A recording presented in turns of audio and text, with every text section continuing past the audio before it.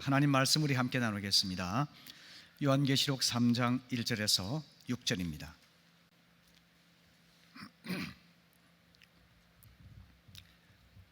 사대교회의 사자에게 편지하라. 하나님의 일곱 영과 일곱 별을 가지신 이가 이르시되 내가 내 행위를 아노니 내가 살았다 하는 이름은 가졌으나 죽은 자로다.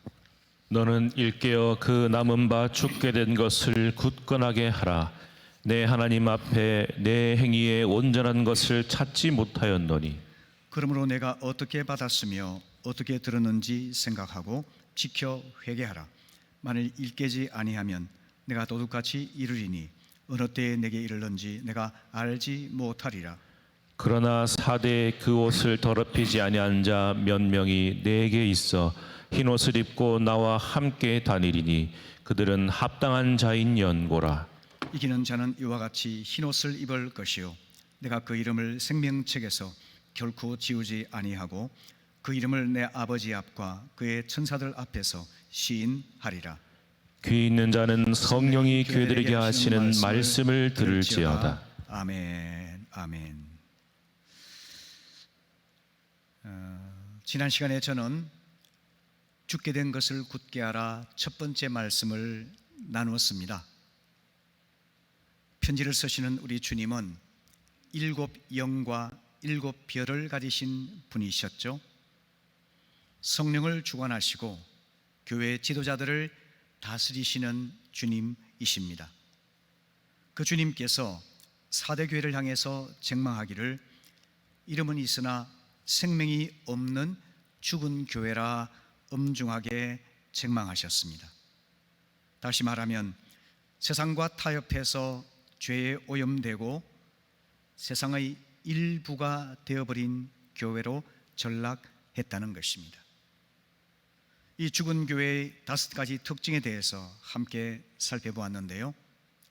첫째는 과거를 숭배하는 교회, 두 번째는 변화에 저항하는 교회, 세 번째는 세속적이고 게으른 지도자들의 존재, 네 번째는 미래 세대의 경시, 다섯 번째는 복음 전파에 대한 무관심과 냉담함.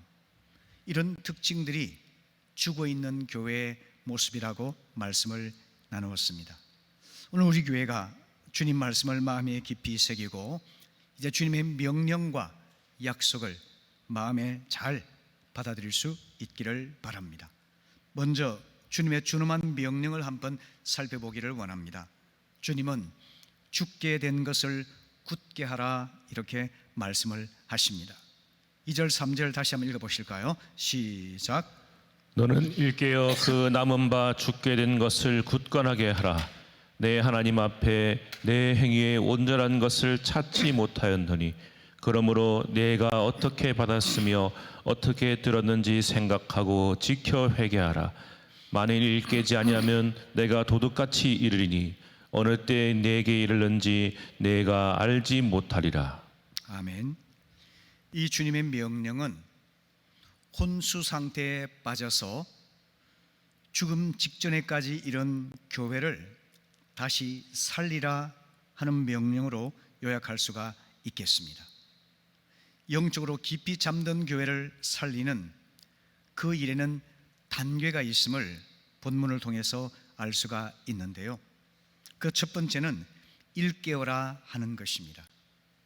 그 말은 깨어나라 하는 겁니다. Wake up 이런 뜻이죠. 영적인 잠, 곧 혼수 상태여서 깨어 각성하라고 하는 말씀입니다. 본문 3절 말씀 보게 되면은 일깨지 아니하면 하고 주님께서 경고하셨지 않습니까?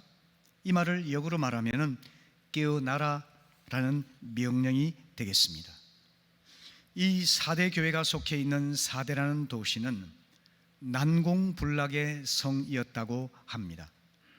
하지만 바사의 고레서왕의 군대가 공격을 해왔을 때에 성 안으로 들어오는 길을 찾지를 못했다고 하는데요. 어느 날 성벽의 한 경계병이 투구를 잃어버리고 투구를 찾기 위해서 비밀 통로를 따라서 가파른 경사지를 내려갔다고 합니다. 그때 경계를 서고 있던 적군이 그를 주의 깊게 관찰해서 도시로 들어가는 비밀 통로를 발견했다고 합니다. 그리고 그날 밤 안전을 과신했던 경계병은 자기 임무를 게을리하고 깊은 잠에 빠지고 말았는데요. 그 결과로 적군의 기습 공격을 받아서 그 성은 허무하게 무너지고 말았다고 하는 것입니다. 사대교회도 이러한 패망을 경험할 수가 있다는 이야기입니다.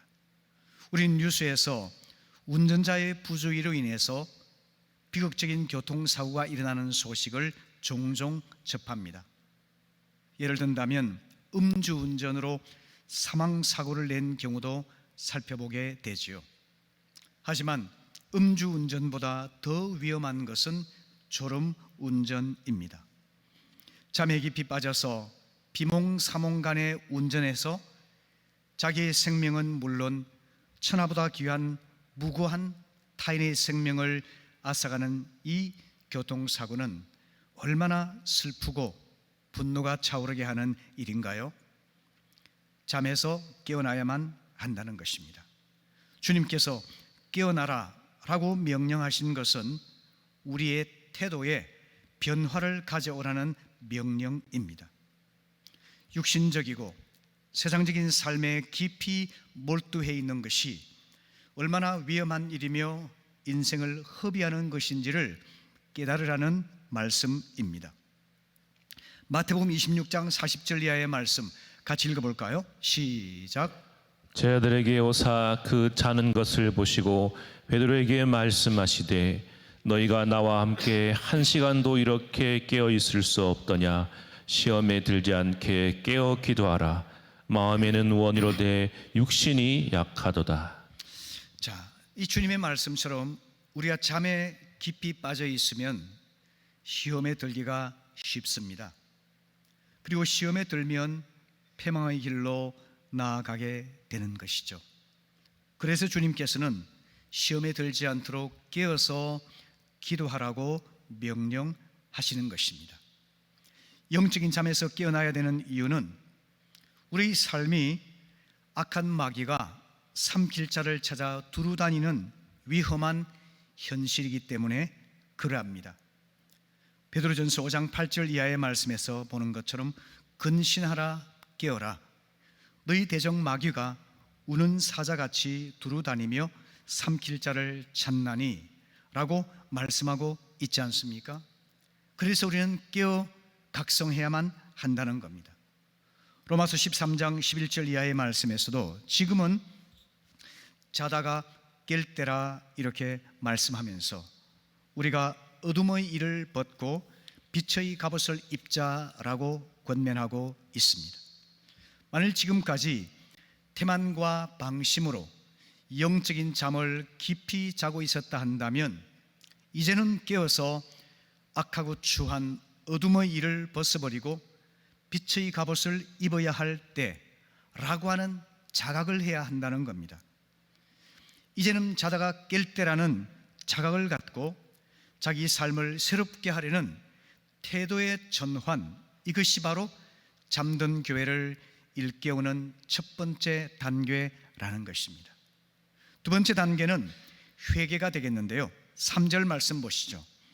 내가 어떻게 받았으며 어떻게 들었는지 생각하고 지켜 회개하라 주님께서 명령하십니다. 이 생각한다는 단어는요, 회상하고 기억한다 이런 뜻을 가지고 있습니다. 우리는 무엇을 생각해야만 할까요? 우리는 무엇을 회상하고 또 기억해야만 할까요? 그것은 바로 우리가 받은 복음의 기쁜 소식 아니겠습니까? 사도 바울은 로마서 1장 16절에서 이렇게 말합니다. 내가 복음을 부끄러워하지 아니하노니 이 복음은 모든 믿는 자에게 구원을 주시는 하나님의 능력이 됨이라. 먼저는 유대인에게요 그리고 헬라인에게로다 라고 선언합니다. 하나님 아들 예수 그리스도의 십자가 죽음과 부활의 사건이야말로 복음의 핵심 중의 핵심입니다. 이 복음을 믿는 자는 유대인이든 헬라인이든 부유한 자이든 가난한 자이든 배움 많은 자이든 그렇지 못한 자이든 유명한 자이든 무명한 자이든 어린이든 노인이든 남성이든 여성이든 착한 사람이든 악한 사람이든 모든 세상 사람들이 아무런 제한도 차별도 없이 구원을 받을 수 있기 때문이죠. 우리가 태만과 방심으로 영적인 잠에 빠져 있을 때에 깊이 생각해 보아야 할 것이 바로 내가 받았던 바 복음, 모든 믿는 자에게 구원을 주시는 하나님의 능력, 이 복음의 기쁜 소식과 복음의 능력에 대해서 다시 생각해 볼 수 있기를 바랍니다. 복음의 말씀을 받고 믿고 죄로부터 구원받았을 때 그 감격을, 구원의 기쁨과 감격을 다시 한번 회상해 볼 수 있기를 바랍니다. 주님을 영접하고 영적인 첫사랑에 빠졌을 때의 설렘과 감사와 행복을 다시 한번 떠올려 보시기를 바랍니다. 이것이 바로 생각하라 하는 주님의 명령인 것입니다. 또한 성령의 은사를 받아서 주님의 교회를 섬겼던 날들을 한번 생각해 보십시오. 성령은 자동차가 달릴 수 있도록 해주는 윤활유와 같은 존재입니다. 우리 성령께서 우리의 불순종으로 인해서 식거나 소멸해 버리면 우리의 신앙은 형식화되고 무기력해질 수밖에 없습니다.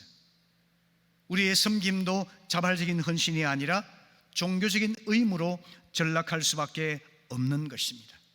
그래서 성령의 은사를 받아 섬겼던 그날을 생각하면서 성령의 은사가 다시 불일 듯 일어나서 능력 있고 열매 맺는 믿음 생활을 하고자 하는 그런 열심이 우리 마음 가운데 일어나도록 해야만 한다는 것입니다. 그리고 바로 이것은 우리의 생각에서부터 시작되는 것입니다. 나아가서 공동체의 행복에 대해서 한번 생각해 보십시오. 하나님께서는 우리를 그와처럼 홀로 내버려 두지 않으셨습니다. 믿는 자들로 하나님의 가족, 곧 교회 공동체 안으로 불러주셨습니다.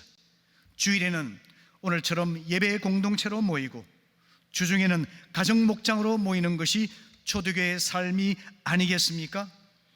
이런 공동체의 삶이야말로 우리 모두가 되돌아가야만 할, 그리고 회복해야 될 신앙의 원형이요 교회의 본질 아니겠습니까? 이것을 다시 한번 생각하면서 영적인 잠에 빠져서 태만하고 방심했던 자들이 주님, 그 아름다운 공동체의 삶을 회복할 수 있도록 도와주십시오 라고 하는 갈망이 일어나야만 한다는 겁니다. 생각 없이 살면 사는 대로 생각하게 된다는 말이 있죠. 폴 브루제라는 프랑스 작가가 썼던 말이라고 하는데요, 이 말을 다시 한번 정리하자면 이렇습니다. 생각하지 않고 살아가게 되면 우리는 욕망과 정욕에 따라 살아가게 될 것이며, 그 결과는 욕망과 정욕에 매인 삶이 우리의 생각마저 규정하게 된다는 뜻입니다. 아무런 생각 없이 기분대로, 욕망대로, 육체가 원하는 대로 살아가면 그것이 맹목적인 삶이 될 것입니다.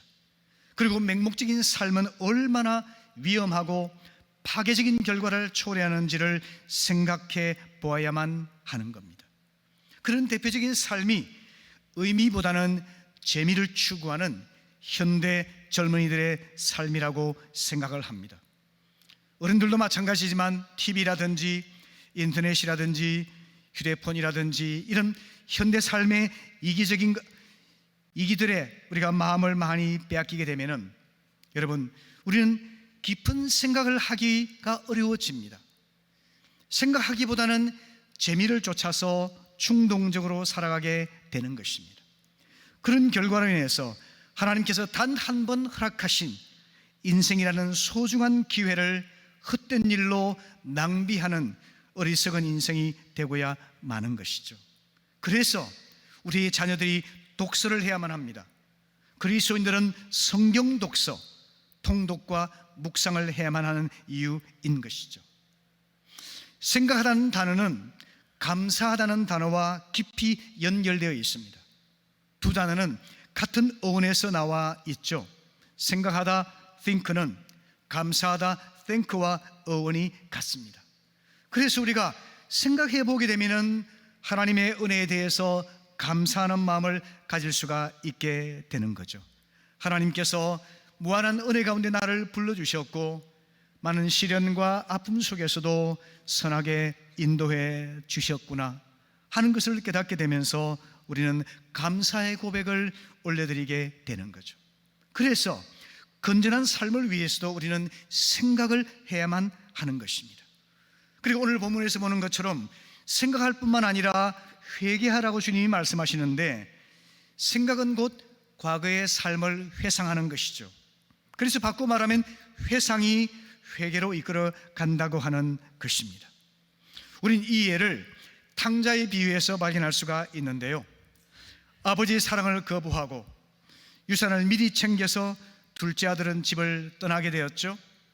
먼 타국에서 허랑방탕 생활을 하다가 재산을 다 탕진해버리고 말았습니다. 돈 있을 때 함께했던 친구도 다 떠나버리고 말았습니다. 먹고 살 길이 막막해져서 생존의 기로에 서서 그는 유대인들이 극도로 혐오하는 되뒤치는 일을 하면서 근근히 목숨을 이어가게 됩니다. 그러다가 문득 생각하게 된 것입니다. 그것이 바로 누가복음 15장 17절이죠. 같이 읽어볼까요? 시작. 이에 스스로 돌이켜 이르되 내 아버지에게는 양식이 풍족한 품꾼이 얼마나 많은가. 나는 여기서 줄여 죽는구나. 우리 아버지 집에는 종들도 많이 있고 또 그 많은 종들이 다 끼니 걱정 없이 넉넉하게 살아가고 있지 않는가. 그런데 아버지의 아들인 나는 집을 떠나서 이 무슨 죽을 고생을 하고 있는가 라는 생각에 이르게 된 것입니다. 여기서 돌이킨다는 이 단어는 뭐냐면 정신이 번쩍 든다, 다시 말하면 제정신이 들었다라는 겁니다. 올바른 생각을 하게 된 것이죠.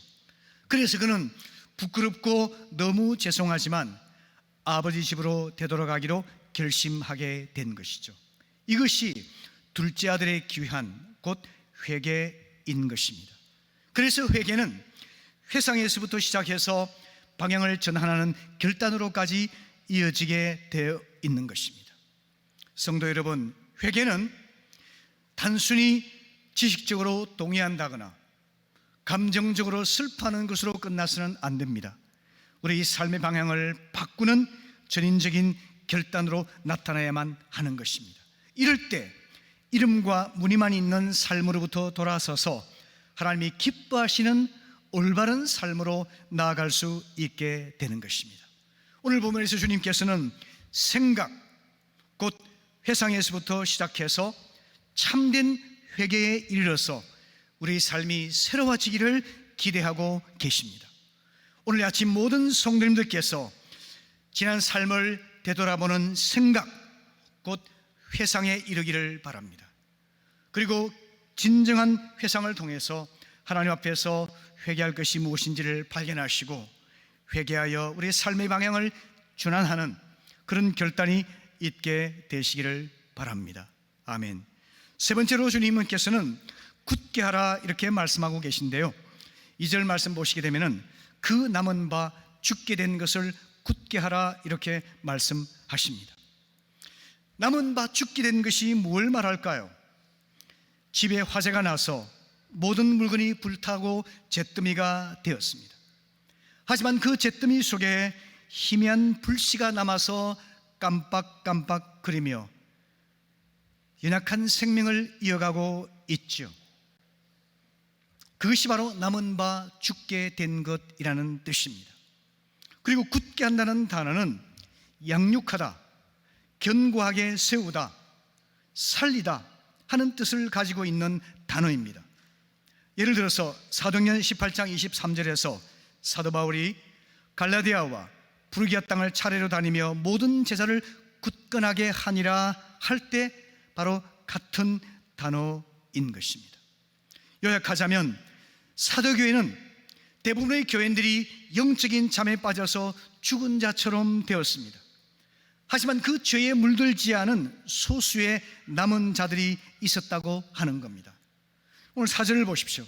4절을 보시면은 그 남은 자를 옷을 더럽히지 않은 자라고 표현하고 있지 않습니까?